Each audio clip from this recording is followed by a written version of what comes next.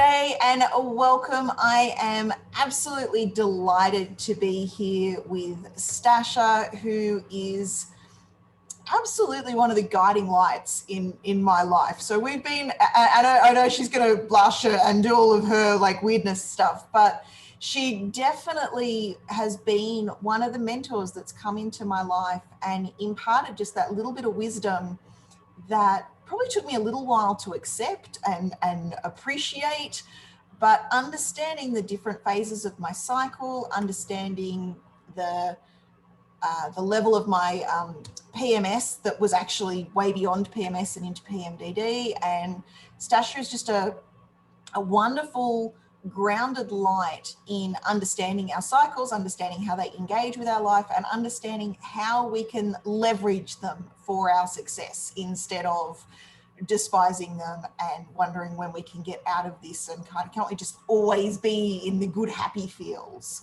So yeah, I'm delighted to be here with you, Stasha. It's wonderful. And we've been on this journey. I think it's about 5 years ago I found you now, which is starting to feel like a very long time. I was trying to think about that the other day and I actually couldn't come up with, I was like, I'm gonna have to go look at records at this point. It was, and I think even my records are probably not accurate because I kind of stalked you for about a year before actually engaging with you. That's fair. That's fairly common. Well, it is quite, and you take a great big risk. It's quite a taboo topic. It's not a topic that people are wanting us to talk about. So what had you choose to go down this path of talking about periods and cycles and... Yeah, it wasn't so much of a choice as here was the choice. I could either continue lying to everyone around me and pretending I had food poisoning and was just a terrible cook every month, or I could admit what was really happening. And at a certain point, I just had to say, look, I am in vast physical pain and I'm going to spend 3 days throwing up in the bathroom, in my bathtub, probably burning my skin in an attempt to just get the pain to reduce enough to survive for these 3 to 5 days. And then I have to recover. So, I would pass out in public sometimes. In high school, it was particularly bad. And I realized early on that, I needed to protect everyone's feelings. Like if I passed out and somebody said, what happened to you? And I said, oh, I got my period. They would go, oh my God, TMI, that's disgusting. So I learned to lie fairly early, but in about my mid-20s, I realized I can't keep doing this. This is getting ridiculous. So I just had to start being honest about it, which forced a lot of very uncomfortable conversations. Yeah, so I think you living your authenticity and stepping into your truth was really the piece. And then I'm guessing that people are like, wow, you can talk about this. Teach me how to talk about this. And how do I get as comfortable with you with my period as you are? Which I don't know that you necessarily were, but you started to look that way. Well, I mean, as soon as people heard me talking about it, there was always somebody who would be like, oh my God, I have really bad cramps, or oh God, I get the worst mood swing. Like there was a lot of commiseration that would come out of it, which is good in that now we're having the conversation and we're seeing, oh God, this is not just me. This is a lot of people. And I had this very strong, I refused to believe that was normal. As many people, as many doctors, as much, programming of, well, cramps are normal, periods are bad, that's just how it is. I just kept going, I just don't feel like that should be true. I don't feel like that's true. I guess I don't really have any proof about it, but I just don't think that should be true. So that really started a lot of my research, just, listening to other people and having those conversations and then going, well, I can't live like this anymore. And I don't think that this is normal. So I'm just going to start looking into it. And that really started the research. And then actually the really working and doing the period coaching sort of came as a selfish, I just needed to be able to work from bed. I needed that time off. I was so hard to function. I had to be on crazy drugs just to function. So I just, it came to a point where I was like, okay, I need to figure out a way to make a living where I can spend a week in bed working or not working. And Yeah. health coaching had just sort of became a thing. So I just sort of jumped into it because it was already an athlete. I was already working with athletes. A lot of people were asking, questions about eating healthy and this and that and the other. So it just was a very natural progression. And it just turned out everyone had period problems, and then I was able to fix them. So I just kind of kept doing it. Yeah, and I think that's so key in this. So many of us think that it's normal.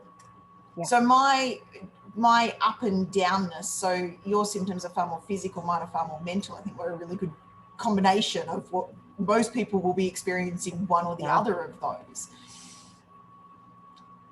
And I would kid myself into it was just a bad week, except that it was a bad 3 weeks every month. Yeah. And I would speak to people and they're like, well, yeah, you've just got PMS. It's like, well, is PMS really meant to last 2.5 weeks? Like, is this really what I have to, and is, for want of a better word, regular PMS actually normal? And I'm like, why have we bought into this vernacular that being a bitch for 3 days is what we're meant to be because we're women? And while I still embrace that and borrow that and steal that, it's like, you can just suck it up because this is where I'm at right now. It isn't normal. And there are ways to navigate so that we're not experiencing that and we're not in that space. But it's not mainstream. It's becoming more mainstream. And I love like the mission that you're on to get it out there that we can leverage our periods, which doesn't mean leveraging PMS. It means leveraging the gifts in that phase and recognizing that if we are moody and bitchy, and I say we, I mean me, if I am moody and bitchy, it's probably because I've eaten the wrong thing. I'm under extra pressure. Like I can list off 20 things that influence and impact. And it's so easy just to go, yeah, it's just too hard. It's just PMS. And I think it's one of the cop-outs that we have, and no one's challenging that. And while I understand it and I commiserate with it, and I really do get it, like I have been in the depths of, you know what, I just want to blame this on something outside of my control. And yet it is so powerful to step into bringing the awareness, and the charts that you've got, your free Mandela, that I'll make sure I add a link to when I share this video, is one of the pieces that helped me. Now, there's a lot on that Mandela, and I'm still, to be completely transparent, overwhelmed by how much is on that Mandela, and I suck at maintaining it, particularly in the places where it would benefit me the most to maintain it. But that self-awareness and knowing what is impacting. If I eat, so for me, I've had a really sort of bad PMS, and it was only PMS, not PMDD this month. I'm like, what have I done? But I ate strawberries and Nutella 3 days last week. I'm like, I know better than this. I don't want to say I deserve it, but I created this. Like, I can see, and I'm not giving up strawberry and Nutella waffles because they were good, but I need to know what the consequences are and navigate. And it's like timing them just a little bit better, and not in the middle of a pandemic, and not in the middle of, am I going to have to homeschool my kids? So knowing all of that, knowing the impact, which comes from charting, which I know is your first and foremost, and you've been saying that to me for 5 years, and every now and then I get on board and I follow it, and then I kind of resist it again. So yeah, the charting and that self-awareness seems like the first piece. Is that feeling accurate for what you suggest? Well, I mean, I think really even before that is just understanding that menstrual cycles are happening all day, every day. It's not just when you're PMSing or bleeding, but every single day you're in a phase of the cycle. And then changing it from it being that like menstruation is inconvenient or worse, and shifting it to going, okay, well, what's good? You know, it's like we talk about in business all the time. Celebrate your wins. What is working? What's working well? What could you be doing in other places that's working? You know, we look at the flip side of the coin. It's obviously you have to look at, you know, what's not working, what's all that stuff, but we encourage people every day to go in and celebrate, to look at what's working well, to build on that. And it's the same kind of mentality where if you can just suspend your disbelief long enough to think, all right, well, maybe there are some benefits to understanding this. And then, yes, start charting so that you can see how it benefits you on a day to day and how it affects you. It can make a really substantial difference. I think it's so key, that recognition. So the recognition of celebrating ourselves, also that recognition that our periods are not just 1 week of the month. They are the whole, there is a whole menstruation cycle, and there are and if you haven't yet, I think I'm going to share this in my group. If you're in the YouTube, there'll be a link to my group, but I've just gone through those 5 phases, and they'll be in the guides. And of course, Stasha's got courses and stuff that go into that. But understanding that there are the different phases of our cycle. It's not just, okay, well, I'm in PMS, which is not a phase of our cycle, or I'm bleeding, or most women seem to understand that there's some kind of ovulation, but they think that that relates to just falling pregnant, like it's a conception kind of thing. Ovulation has way more gifts contained in it than just this is when I can fall pregnant. So yeah, that definitely is, there are those. And then starting to track what aligns, because I know and your generalizations around the different phases are really helpful, but I know for me that they don't always land. Like it was through my own tracking that I worked out, okay, in this phase this is what I'm best at. In this phase, this is what I'm best at. Or in this phase, this is what I'm going to suck at the most. Like both sides of that coin. That's where it's really like the bio-individuality. Like 90% of the time it will overlap. And it's a great way of going, okay, here in general is what it is. And seeing if you agree or disagree, and then going, okay, but everyone has their individual snowflake moment where they are just their own unique snowflake and they have a different reaction. And I think the ovulation and not having that higher energy level, while I would say over 50% of women have that higher energy level, and it is definitely the majority, but I would say there's a substantial sized group that actually has a dead energy zone, either in ovulation or maybe the right day after, where they really just sort of crash out. And but we don't know that if we're not charting. So it really does help to see where you overlap, which will be the majority, and where you differ, which there will be a place that you differ, and finding that out is huge. Yeah, well, so for me, so ovulation, I get the high and then I have a massive crash, and it really is this massive peak up and down. And I'm starting to learn to mitigate that and navigate that. It does mean reducing that high a little bit so that that crash is not quite as intense. But I only know that because I've been charting on and off for 5 years, and it really is on and off. Do not hear that I've been charting consistently for 5 years.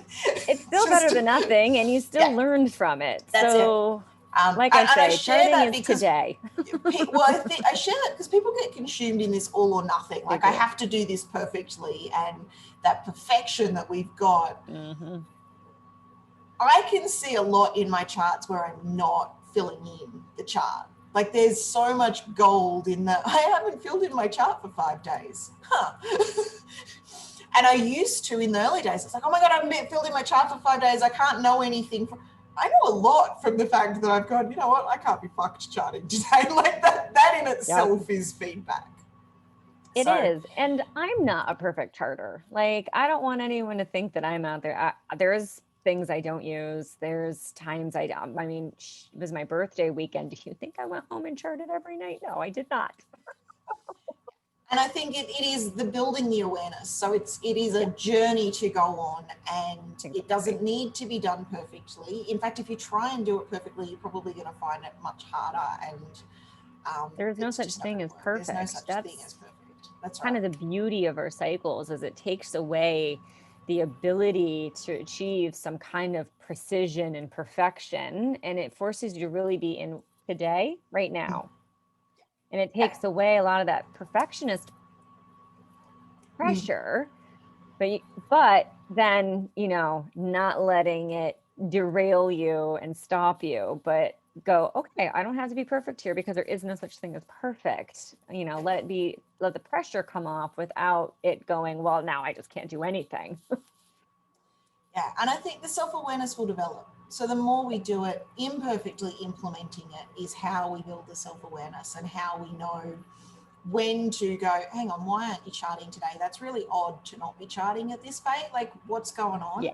Or, oh, look, you're not charting today. It must be. And I know when I'm not charting, I know exactly where I am in my cycle for the most part. It's like, yeah, that lines up. Yeah. And so, yeah, so that's really cool to just bring the play with it and use it as a self-awareness tool, not as a self-criticism, beat yourself up, embed those patterns that we've had. Yeah, for there's so nothing long. to judge. That's one of the things we are so trained to do, is to judge everything. Look at the data, look at, did you do it well enough? Did you do it perfectly? Where could it be better? Whereas there's no point in judging it because it doesn't do anything. You can learn, you can go, oh, wow, look at that. I ate a ton of sugar and then I was a moody bitch the next day. Go figure. Like, you can see that. You can see, like, oh, I had a good workout and then a lot of my, fatigue symptoms were reduced the next day, or I worked out and I was extra fatigued the next day. Okay, I know I should or should not work out in this phase. Like, you can really start to see that, but that's not going to last forever either. So, years down the line, working out may do the opposite of what it did before, or, eating a little extra sugar may impact you less or may impact you more. And that's where you just take the judgment away, because it doesn't matter, because you're just noticing, like, where's the line where it's like, okay, I know if I have this extra scoop, this is mine. If I have this extra scoop of ice cream this week, it's fine. But if I have that extra scoop of ice cream next week, it's not going to be okay. I am going to be fatigued. My brain fog is going to be worse. And I'm going to be just pissed off at everyone around me for absolutely no reason. So, like, I know where I can push my limits and have extra fun, and then where it's like, okay, time to rein it in. But that'll change over time. Yeah. That's okay. Yeah. And I think that's the reason that you recommend continued charting is because it does change. And I can see that mine has definitely shifted over the past 5 years. And it depends, there's lots of other factors. So lifestyle, and I know you cover all of this in the courses that you're running. So if people want to learn more about this, where can they head? So I'll definitely include the charting link. What else have you got going on that we can access right now? Well, we've got the webinar coming up August 9th, which is Period Coaching Success, where we're going to talk about, like, what period coaching is and the benefits of it. And of course, it's me, so there'll be an actual course. You'll learn some stuff. You'll learn some things to implement. You can go do it that day or the next day and start playing with it immediately. And then, of course, you can always go to periodcoachingschool.com, which has a lot of information about period coaching. So if you feel like you need the extra support, you can go there. And then I have the periodcoach.com, where you can go check out, like, my book or some of my courses that are just for anybody who menstruates, kind of just the easier, lighter, more fun, easy breezy stuff. Yeah. So what I'm hearing, there's really kind stuff. of two layers. There's us doing this for us, and us doing this for and with clients. And that doesn't have to look like, so I've done your course and I highly recommend it, and I incorporate that without being a period coach. So I am, but it's not necessarily, I was chatting about this with one of my clients the other day. She's like, we've synced, and we were both in deep luteal when her session fell. And I'm like, and we both could have easily gone, you know what, fuck this, we don't want to play. But I know the gifts that brings, and it just shifts how I coach. And so even if you're not looking to be a period coach, having this awareness for your clients is such a great insight. If you're working with menstruators, and let's face it, if you're working with more than 10% of the population, you're coming across someone that's at least engaging with menstruators. Like, we're all on that realm somewhat. There's, I think, is it 1 in 3 of us are menstruating at any given time type thing? Like, there's just enough there And so, yeah, the self-awareness is really, that's the first step. And that's definitely where I started, was building the self-awareness. And then there's the awareness of how we engage and interact with other people on this. And that could be for anybody. Like, just, we're all encountering people. I have people say to me all the time, my cycle's fine, I don't get any shifts. I'm like, well, chances are 1 in 5 people that you're hanging out with are noticing. I think the stats on PMS are like 1 in 3 menstruators have a level of PMS and the hormone fluctuations. So huge. Yeah, so whether you're looking to become a period coach or whether you're just looking to understand more, there's the self-awareness piece and then there's the playing with others piece, and both. Yeah, we're really asking people to take it up a notch. You know, if you're working with clients who have cycles, it's time to acknowledge it, learn it, and use it for your clients, and how you approach your sessions, how the homework that you give. And the reality of the situation is, if you don't know, you can be making hormonal imbalances worse. It's dumb stuff like trying to give someone a cleanse when they need to be in the nourishment part of their cycle, or trying to get somebody to do a seated meditation when they're in ovulation, or there's just all of these things that no matter what kind of coach you are, the way that you want to push a client in some parts of the cycle, you want to understand and empathize in other parts. Like, there's different approaches that will actually help soothe and balance versus irritate and imbalance. And there's not a whole lot of neutral in this for us. So if, no matter what you're doing, it's either balancing or imbalancing. There's not a whole lot of just treading water. So it's good to, yes, understand it for yourself. And, that's where we start, even in the school, is understanding it for yourself. And even if you're not cycling, we just do moon cycles, and we just still go through the same process of really being present and in your body and feeling everything out, and then taking it to your clients. And it is a bit of a challenge. Like, I'm asking people to step up to the plate, talk about something taboo, learn something that probably feels weird and icky and a little gross, and then turn around and be the leader in your community, be the authority, be the coach, be the person with the knowledge and the understanding to help communicate that a step further. And it can be scary. And it can be a little, like, oh God, this is weird. But I promise you that soon enough, it's going to be very common, and it's going to be in the lexicon and then every day. And at some point, it's going to be like, oh, wait, you don't know this stuff? Okay, that's just weird. Yeah, like, I'm looking forward to that being the weird flip. Point. Yeah. Yeah, yeah. Exactly. So my daughter the other day, because in our house, it's very common. So I drink my tea based on phase. We eat food based on phase. Like, there's a whole bunch of things. And she will quite often come, what phase are you in? And my boys won't ask, but they will name. It's like, yeah, clearly you're in phase 5 right now. I'm just going to go this way. My husband's been doing that for years. So it's very common in our household, and it's an open conversation. She was chatting with a friend the other day, and she's like, I've got my period and it sucks. And I thought, like, my heart just broke for this 13-year-old girl.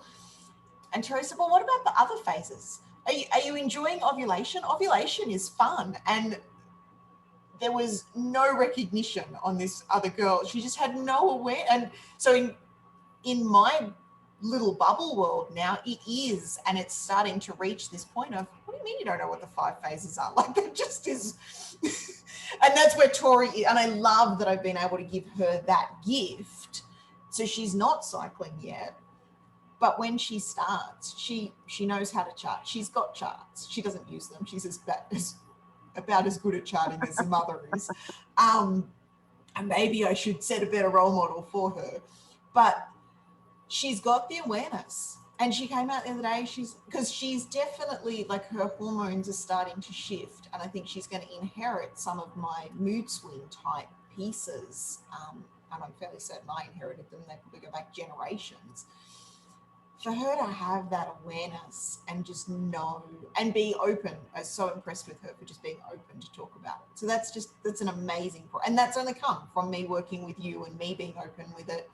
And while my husband has been tracking my cycle for the better part of 20 years, I've only had awareness of it for 5 years. So he's been tracking what's useful for him. So I think anybody can take advantage of this and understand it. Absolutely. Yeah. So I'll make sure I include the link to the webinar. Remind me, what time was that for? So it's August It's 9th, 5 did you p.m. say? Pacific for the Americans, and it's going to be the next day, 10 a.m. Australian Eastern for you Aussies. Beautiful. So that's Yeah. Sydney time for anybody, and then you just convert Yes. to rest. Beautiful. So I'm really looking forward to that. I always get amazing insights. Like I said, I've been hanging out for 5 years. I've done all of your courses. I think some of them I've now done twice, if not 3 times. I think Flow Freedom I've now done a couple of times. And there's always new insights. You're always going deeper and learning more yourself and applying more. And the more we talk about this, the more we get to learn and engage in this. So if anybody wants to do that, click that link and go and register for the webinar. If you've got any questions, feel free to pop them under the video and I'll come back and answer the questions. Is there anything you want to finish with, Stasha? Anything else you want to share? Oh, just get started. You know, it's just just start today. You just make a note in your calendar, you know, figure out where you are in your cycle. If you need help, let either one of us know. We'll help you for sure. But just figure out where you are today and see what it feels like. And just start today. And it's going to be really illuminating. Yeah. And it is. The more and I think in the beginning it felt weird and icky and strange and odd and somewhat frustrating. It's like, okay, well, now I know that on day 27 I'm a bitch. Like, what do I do with that? And that's why we have community. So you can come and go, now what? Yeah, but the more I've learned, day 27, I'm still often a bitch, but I now know why, and I know now what to bring and how it's not just day 27 arrives and that's the consequence. It's what's happened on day 14, 15 and the lead up to it that creates it. And that comes from, and it does, it's just, there's no right time to start. I hear so many women say, it's like, I'll start when I get my period. Start today. I think that's really sound. It just, because you won't start when you've got your period. Like, that's the worst time to try and Or you'll start for those couple of days, but then you'll stop as soon as you start to feel good, which is usually what happens. Yes. Or you'll do it when you feel good, but you'll stop when you start to not feel good. So really, it's not starting it with any part of your cycle. It's just starting today and just building that habit. So I put my chart by my toothbrush for a long time. And when I picked up my toothbrush, I picked up my chart and I just sort of sat in the bathroom and charted and brushed my teeth at the same time. Now I keep it on my nightstand and I do it at night. I started doing it in the morning many years ago when I very first started, and I just stuck it on my alarm clock. So like put it on something or with something that's already a habit. Someone used to live on my keyboard, so I'd get up in the morning. Yeah. And I'd do it before I opened Facebook, before I got immersed in my day. It was just part of my early morning reflection. Yeah, and for a long time I had it in with like my tracker. So I did a lot of like paper tracking before I went digital nomad, and I would have like my money tracker and my chart and, you know, just all that kind of stuff, and I would just sit down at the end of the day and do all that physical, and it was just super easy. But now that I'm mostly digital except for my charting, now it just lives on my nightstand because it's just super easy. So I think that piece of just attach it to something you're already doing. And whatever that is that you've already got that habit for, attach it to that. And in general, that's just a good rule. Like, don't try and start a habit. Try and attach it to a habit you already have. Absolutely. Wow, that's so much easier. Absolutely. I actually just wrote a post about that this morning, and just attaching things to what we're already doing. Don't try and start a new routine or a ritual. Just add to the existing ones. Exactly. Beautiful. We could continue talking for oh my God, years. And we shall continue talking, because I'm in the alumni. I'm looking forward to playing with the school again this year. I'm looking forward to the webinar. I'm really looking forward to that. So I will be there. I think it's August 10th, 10 a.m. my time. And if you want to register for that, click that link. You only do this once a year, and it is definitely worth getting in on, making that time. It's so juicy. I mean, and we get to revamp like what happened in the school that year and like what did we learn. It's just such a juicy event, and it's gonna be great. So if you're someone that knows or is someone that's cycling, which I think is just about everybody, then jump on and come play and to see if it's a match for you. The only way to find out is to come and have the conversation. Exactly. All right, beautiful. Thank you so much, Stasha. We shall connect again really soon.